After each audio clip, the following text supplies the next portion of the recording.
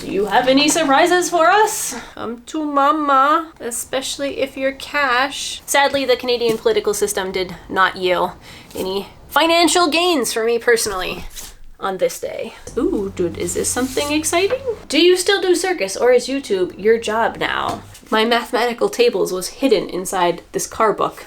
We've got a name and a date. Do you tone down your personality for YouTube? Hello friends, and welcome back to what is hopefully going to be a very fun little video. We're gonna shake it up a little bit because today, as you can tell, I'm surrounded by oodles and oodles of boxes full of books. Now, these books came with the house when I purchased it. Also, so many books to be sorted through, along with a plethora of other items, furniture, antiques, garbage, a whole 16-foot trailer full of junk. So the item on today's list is going to be to sort through all of these, go through them, and see if there's anything of value hidden in their pages. Because the last time I sorted through some books, it was actually you who suggested that it might be worth my while before I donate them, because these are all the books that I have selected to donate, that I flip through their pages and make sure there isn't anything else hiding in between these sheets. Because if you remember the first time that I did this, we did find something rather unusual. What? It's the house that keeps on giving. Wild. So here's to hoping that this time I find something equally weird and strange, interesting. Maybe I'll walk away a little bit richer and you'll walk away with your curiosity satiated, because I figured what better way to keep myself occupied as I go through what could potentially be a slightly monotonous task of flipping through all these pages than to answer the burning questions you all had for me. So you'll get to learn a little bit more about the renovation, you know, some of the stuff behind the scenes stuff, fun things about me, Phil, all that good stuff, and yeah. So without further ado, let's just jump right into it. Now, these questions come both from here on YouTube, where I made a community post, but also over on Instagram. And the first one says, you and Phil clearly have a lot of knowledge and experience when it comes to house renovation. Are you both self-taught, or did you grow up in families that did a lot of renovations, or did one or either of you train for that as an alternate career to circus performing? So first of all, thank you for acknowledging that I have both knowledge and experience. I can't tell you how many times people ask where it was that Phil learned how to do this, or tell me how lucky I am that Phil can build me a hobbit nook for my dog. And I'm not sure whether it's just, you know, the misogyny running deep in our society, or if it's a lack on my part of a failure to film all of the work that I do, because that is definitely a big problem around here, is that it is far easier for me to film Phil doing work than it is for me to film myself, because it takes a fraction of the time. I grab a camera or my phone and I can film him, and I can get maybe 10 really cool angles in under a minute. Whereas if I want to do the same thing for myself, it takes me probably 5 minutes at least to set up the tripod 10 different times, and then walk back and do a little work, and then walk to the camera. And so it's like, it's a whole thing. So maybe it's partly an error on my part that I don't film things well enough. But no, neither of us have any official experience in it, and neither of us went to trade school or anything like that sort. I did grow up in an old fixer-upper. I grew up in a 1912 Edwardian, and I basically grew up with a hammer in my hands. Like, I probably have some photos I can insert here of me with a sledgehammer and tearing down the kitchen, or hanging out with my dad while he de-roofed our garage.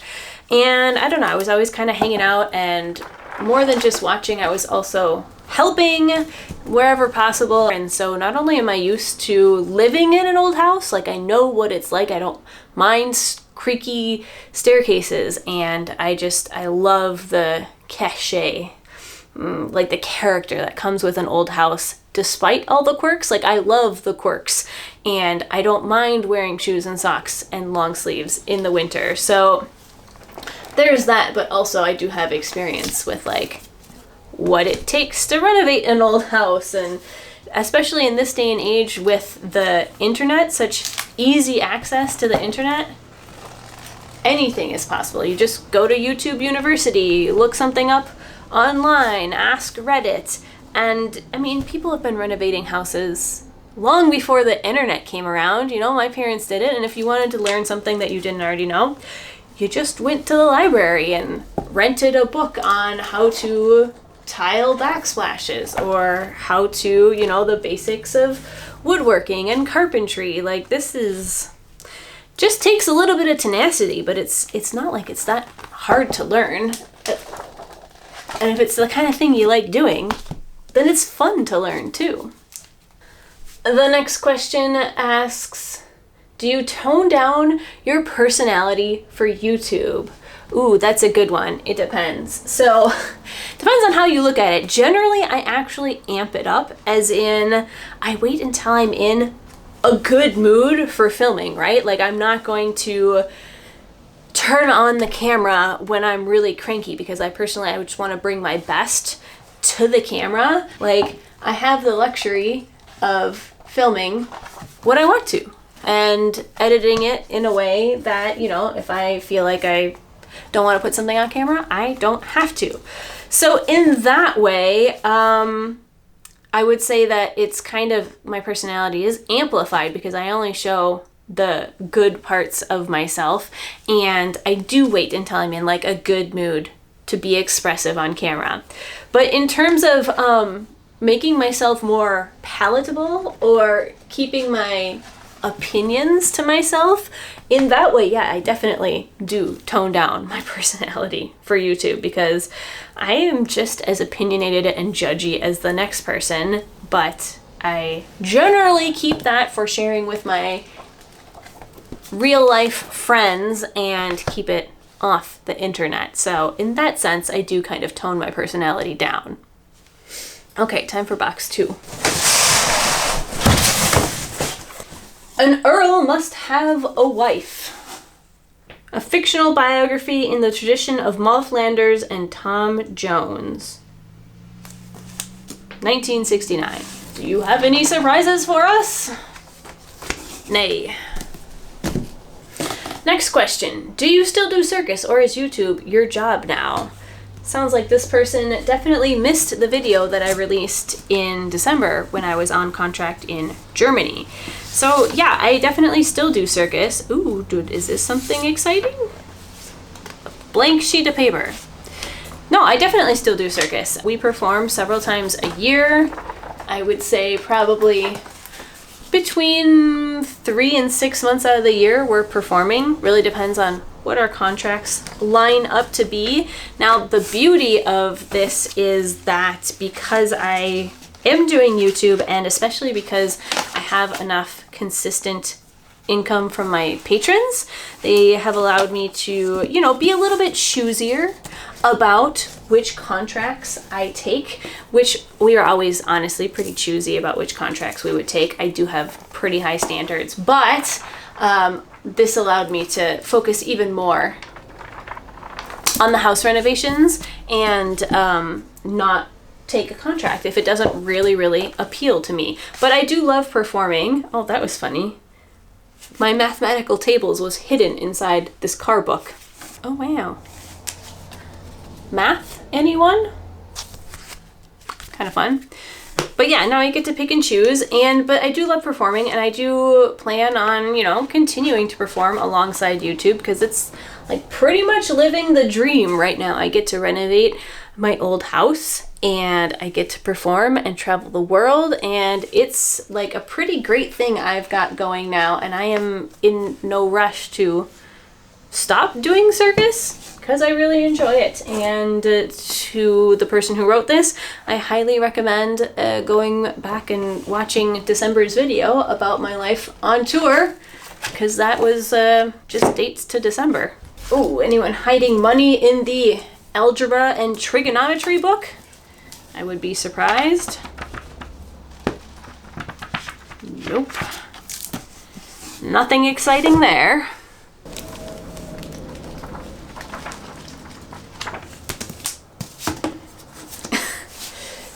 Secret sins. Gonna guess this is a romance novel. The sun-filled glory days of old Hollywood make way for the passion, greed, envy, and lust of the new breed. All right, Joanne Ross. Negative. Next up, a lot of people actually asked about how we stay in shape for our jobs. Speaking of circus, like what is our normal exercise routine? What are we doing to stay in shape at the house? All that kind of stuff. So when we were here at the house for the first few months, we didn't take a gym membership or anything like that because we weren't here often enough for it really to be worth it. But now that we're here a little bit more, we have joined a gym, and we usually just go first thing in the morning because it's kind of nice to get that out of the way and then kind of jumpstarts our day for us. Now, we have decades of various workout plans and Pilates routines and kinesiology lessons and physio exercises that we can fall back on. And so we kind of just have our own set routines that we get into. Sometimes we will use the machines. Sometimes we'll do body weight exercises. Our gym has a room that you can go in where you can choose like workout videos for you, and we kind of like doing that if we're having a brain dead moment and we want to zone out and not think too much about what we're doing for our workouts. So that's been kind of fun. But if you are asking because you also are interested in like getting moving, increasing your fitness level somewhat, but you don't have those decades of training and kinesiology lessons to fall back on, then today's sponsor, Ladder, might actually be a great option for you, because Ladder is a strength training app that they pair with real-world coaches to give you a workout plan for every single day. So when you sign up, you get matched with a team that fits your style of preferred workout. You go in the app, you tell them how you like to work out, what equipment you want to use or have access to. They do also have body weight as an option, which I always love. And then you can go through, you choose your coach, and basically that coach leads you through a customized workout plan for every day of the week. So essentially it's like having a personal trainer in your headphones. Again, really great if you want to work out, but you kind of want to zone out. You don't want to spend the energy planning all of your workouts for you. The part that I really appreciate is that you can go in, you can look at what specific exercises your coach has planned for you in any given workout, and you can just swap them out. So for example, Phil likes to avoid exercises that have him kneeling for long periods of time. So he can just go in and swap those out for similar exercises that are more comfortable for him. So if you've been thinking that you'd like to be more active and you want to start working out more, or maybe you'd rather just have somebody qualified develop a plan of all your workouts for you, you can download the Ladder app and start a free 7-day trial. There's no credit card required, and if you would like to get $10 off your first month, you can scan the QR code right here or click the link in the description. So give Ladder a try if you are, if that sounds interesting too, you want to get moving and, have a little more structure to your routines.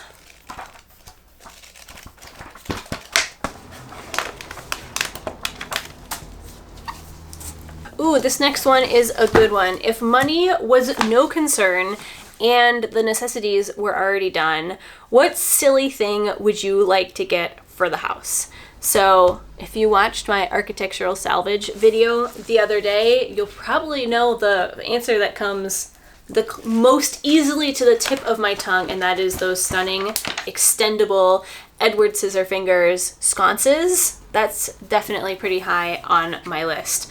Another item would be some vintage cast iron radiators, but not the mid-century modern 50s style. I'm talking like the elaborate, gorgeous, swirly, detailed Victorian style. Ooh, it's kind of fun. And ideally, in a perfect world, even one with the bread box in the middle of it. If I can find a picture, I'll throw it up for you. I've always thought that those were super cool, but I've never gotten my hands on one. Oh, what is this? These are newspaper clippings on eating healthy and staying fit. That's kind of funny. We were just talking about that. Next, do you plan on making it to Montreal for moving day? Unfortunately, this year we can't. We will be otherwise occupied. But of course, I mean, I'm always trying to make it to Montreal for moving day. It's just, there's a whole lot of other things to factor into my crazy schedule. You know, what am I going to be on contract? Am I, you know, do I need to be working on the house? All that kind of stuff. This was kind of a fun book to flip through. So no, not this year, but hopefully in future years. And if you have no idea what I'm talking about, you should really go check out my Montreal moving day video. It's the video about how basically all of the, a vast majority of the city's leases finish on the same day, July 1st. So everyone's moving on July 1st, and it is absolute chaos. There are moving trucks and trailers everywhere, and there's a whole lot of garbage that gets put out on the side of the road. That's where I got those 2 racks that are in my bathroom and hanging up with my coats. And yeah, it's just like, it's a really good time. Perfect dumpster diving opportunities. They abound. So if you haven't seen that video, go check it out. It's a really good one. Next up, does watching the adverts on your channel benefit you in any way? This is a great question. So yes, if you watch at least the first 30 seconds of the ads that YouTube will throw in these videos here and there, randomly it seems, then that does give me a tiny bit of money. Now, if you have YouTube Premium, it's less beneficial for me. I get less money from you, and like the way that they calculate the premium money and how they divide that among creators is like complicated, and I'm not gonna get into it, but needless to say, I get less money if you're watching me with premium. And then somebody else followed that question up by then asking a follow-up question. That is the point of follow-up questions, to ask if watching the sponsored segments benefits me. And I have to say that the watching the sponsors only benefits me, generally speaking, if you actually click the link, follow through, and, you know, sign up for the service or make a purchase, depending on, you know, what product it is. I try to choose sponsors that I feel like might interest you, and I try as much as possible to word my ads to say, you know, if you're already in the market for this type of thing, then consider this specific brand.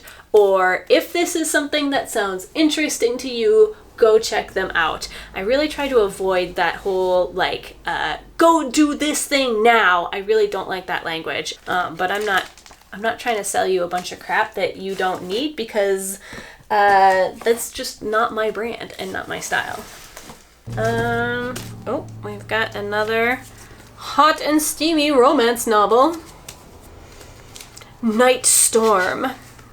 Well, I don't know. Did you feel like you wanted to store some cash in your steamy romance novels? Apparently not. But you can, I have a playlist of all of my house renovation videos from the very start. It's a really long playlist.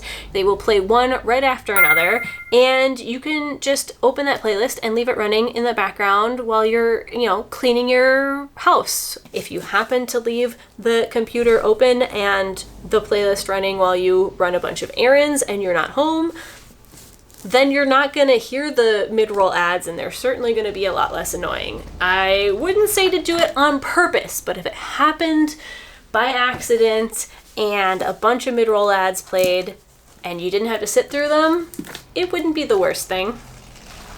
All men are not alike. My mother used to tell me all men are alike. She was wrong. Only some of them are alike. What? A modern woman looks into the hearts and minds of men. Not sure about that one. Oh! What is this?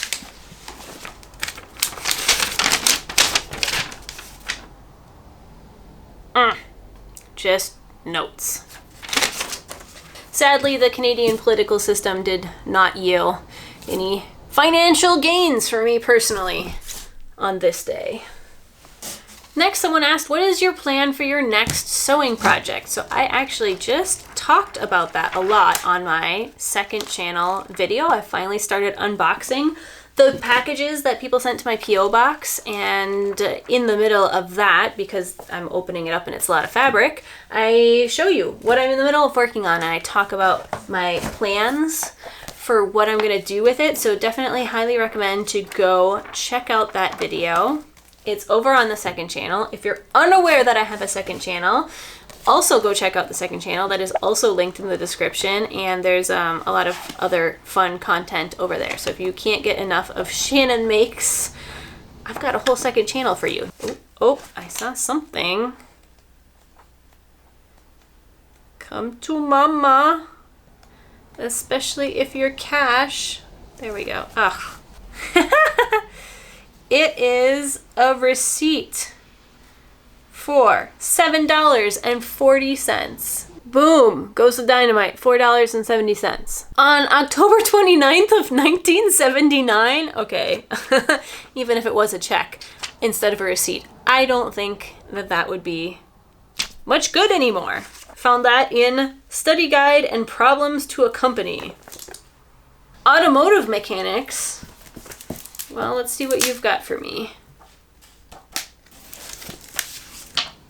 Whew. Some college rule. Let me know in the comments, are you a wide rule girly or a college rule girly? Because me, I'm college rule all the way. Do not give me any of this wide rule stuff. I can't stand it. But other than that, I don't think there's anything else exciting in this booklet, unfortunately. Womp womp.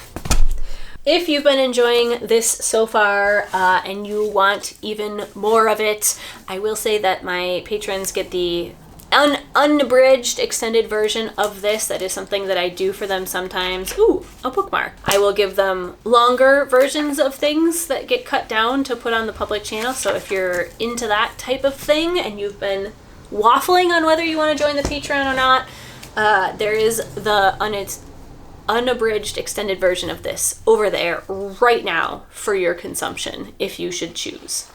Okay, next question. I was wondering if your parents were resourceful like you and you were brought up to save what you can instead of always buying new and throwing everything out. Well, I will say I was thrifting before thrifting was cool. And we were thrifting because we were broke. So growing up, my mother was a watercolor artist who worked as a waitress. So, you know, not a ton of money coming in there. And my dad worked at the lumber yard as he also worked his way towards a PhD. So, yeah, not a lot of money going there. We were by no means wealthy. I mean, we weren't broke, but we didn't have a ton of money. And yeah, I just always grew up thrifting because that was just the lifestyle. I don't know. Canadian spies. How did I not see this before? Tales of espionage in Nazi-occupied Europe during World War II. Okay, I'm actually going to have to keep that and read that. True stories, truly Canadian. This book will be especially fascinating for all readers interested in history and World War II. That checks my boxes. Okay, we're going to keep that. Well, let's see if there's anything in it. Nope. But we will keep that one over there. All right, next. What is your favorite or most looked forward to thing to renovate on the house, and what are you dreading the most? Would you hire that job out if possible? So I don't actually know what my most looked forward thing to renovate would be, but I can definitely tell you what I hate doing is drywall. I do not enjoy installing drywall. I especially hate taping and mudding drywall, and I will absolutely hire that out if it is in the budget. You know, ooh, 12th night. So that is a very easy answer for me in terms of what I don't like. In terms of what I am looking forward to, oh, what is this?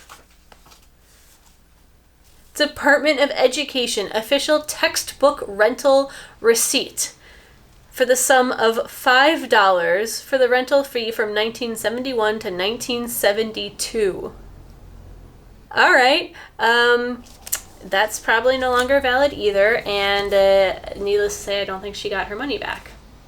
As much as I really love the like work of the house, the getting dirty and the nitty gritties and stuff, I am equally really looking forward to designing rooms and the part where I get to make things look pretty. The interior decorating part of it, that I'm looking forward to very much. It would just be nice to get to a point where I get to choose between either doing the pretty interior decorating or doing something that's a little bit more, a big project, less interior design and more house renovation, carpentry, I don't know, that side of things. And dare I say, will get me more views, because that is, I think for the most part, that is what people are more interested in. They want to see like big changes in a single video and pretty reveals and, the glamorous stuff, which is fun to do, but also not there yet. I need my house to be waterproof first. All right, Bronte sisters, what you got for me? No cash. This is the Boston Cooking School Cookbook. Looks very old, is in very rough shape. I don't remember seeing this book before, but right away, first thing in here is a recipe, just on like the first page behind the cover. And all I can read is 2 cups buttermilk, 1 teaspoon salt, 1 teaspoon soda, 2 tablespoons molasses, flour to thicken. Don't know what that's a recipe for though, that's all it goes. Oh, and then there's, oh wow, we've got a name and a date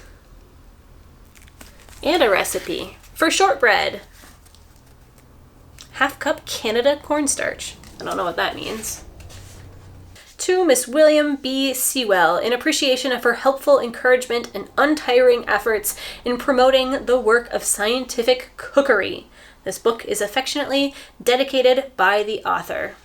I feel like I should send this to Max Miller. Well, there are definitely some very fun recipes in here. Ooh. I've got one little note. Definitely not a money. A recipe for mustard beans. And judging by the handwriting, it looks like it's the same person that wrote in the entry. Oh, and you can tell it's written with a old style fountain pen, because you can tell the ink goes like dark and then it slowly fades to be lighter. Very, very fun. So maybe I should try out this recipe for mustard beans. Definitely gonna keep the cookbook because it's kind of cool and I'm a sucker for old things. Anything else hiding in here? Judging by it, it was a very well used book. Oh, and we even have a recipe for maple waffles. All right, gonna hang on to that one as well. Next one, you eat relatively healthy but have a guilty pleasure whose siren song you cannot resist. It has been well documented on my channel that I am a sucker for a good Rice Krispies treat. I love them. I have always loved them, and they are especially nice here at the house because they're really fast and easy to make. Makes up really fast, and in the last video where I talked about Rice Krispies, some of you sent me your favorite variations on them, which I have been actually dying to try. There was one that used sesame, or maybe it was black sesame seeds. That sounded, or oil even. That sounded very interesting, and so I'm definitely gonna have to do a segment where I go through and try all of your different variations and maybe rate them in terms of how much I enjoy them. Actually, the last time I made Rice Krispies was yesterday. Well, that does it for this box, and I think for this video, I haven't found anything of any exciting monetary value. I am sorry, I hope that doesn't let you down, but I did hope that you enjoyed learning a little bit more about me. Let me know what was your favorite random fact down below, or if you have another burning question I didn't get to. Do you have a favorite Rice Krispie recipe that you are dying to tell me about and that I should try? Let me know. And thank you so much for tuning in. Hope you enjoyed. We're back to renovation next week, so I will see you there. Bye!